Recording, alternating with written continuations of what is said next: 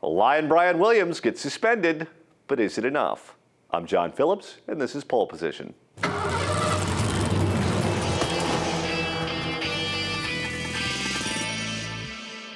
The National Broadcasting Company suspended Brian Williams. We're told without pay and for 6 months. But is that punishment enough for lying multiple times to the American people?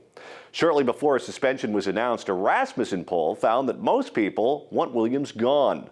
The question was, and I quote, should Brian Williams resign? 40% said yes, 35% said no, and 25% said, we're Scott Pelley partisans, we watch CBS, get out of here.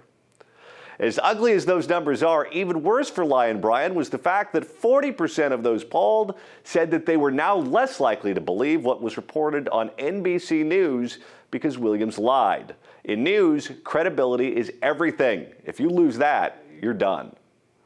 Will we have forgotten and forgiven when Williams returns, and will we learn to trust him again, or is he tainted forever? And after 6 months of fill-ins, will NBC even want him back?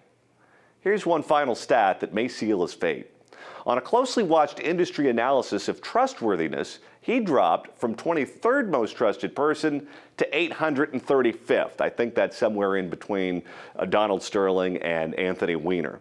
Here's also another problem for Brian Williams. If Lester Holt, California native, ends up replacing him, he'll be the first African-American network newscaster in the history of network TV to be in that slot.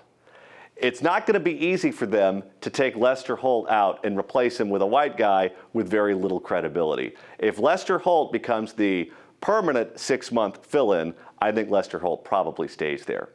What about you? Will you give Lion Brian a second chance in 6 months? You can let us know in the comment section right below me. I'm John Phillips for Pole Position. Thanks so much for watching.